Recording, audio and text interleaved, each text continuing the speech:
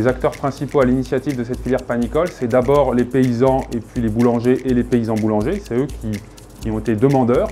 Et après, ça a été le travail du Parc du Luberon, d'Agribio 04 et puis d'Arvalis de se mettre au travail pour les aider sur des aspects agronomiques, panification et puis filière.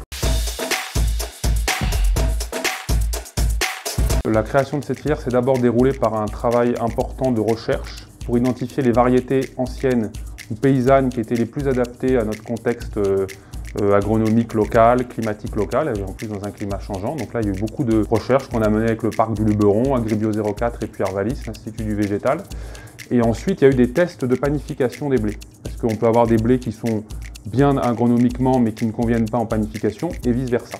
Donc voilà, il a fallu faire tout ce travail d'inventaire avec les agriculteurs, avec les paysans, avec les boulangers et les paysans boulangers.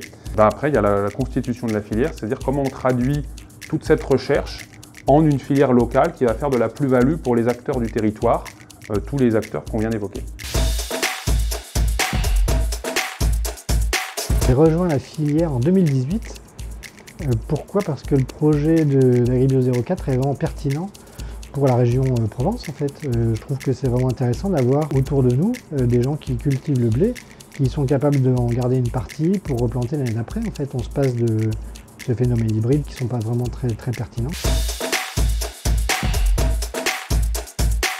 Ce que ça m'apporte, c'est un nouveau pain, parce que même si ce sont des variétés anciennes, c'est un pain qui réclame une autre façon de travailler. Je fais des façonnages à la main, ce qui est complètement différent de ce que je pouvais faire avant avec des machines et ce genre de choses. Cette farine, je la caractérise comme une farine plate.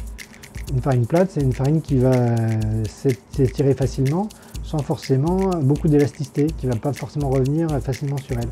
Donc c'est très intéressant pour les pâtes à tarte, pour ce genre de choses en fait. Puis même pour les biscuits, pour plein de trucs du domaine de la pâtisserie. Ouais. Le programme Leader, il nous permet de financer la phase finale de ce programme, c'est-à-dire la mise à flot de la filière, avec la finalisation de la construction de cette filière, c'est-à-dire comment tous les différents acteurs de la filière vont travailler ensemble.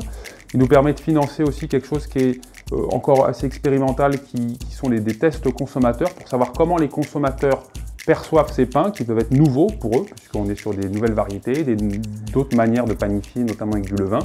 Et puis, il va nous permettre, in fine aussi, de financer la partie communication de cette filière, puisque dans quelques mois, la filière sera visible dans un certain nombre de boulangeries du territoire.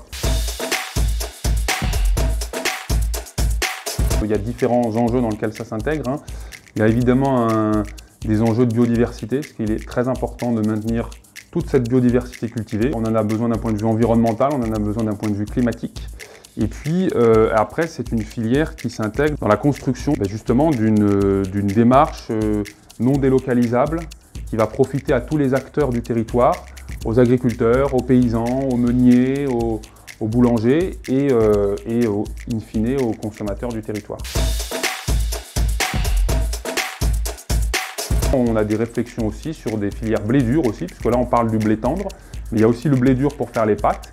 Et donc on est engagé dans un programme aussi qui reprend un peu les mêmes aspects, des aspects expérimentaux et derrière des aspects filières pour avoir du blé dur bio et des pâtes bio produites notamment en Provence. En Provence, sur les céréales, il faut qu'on fasse des filières locales.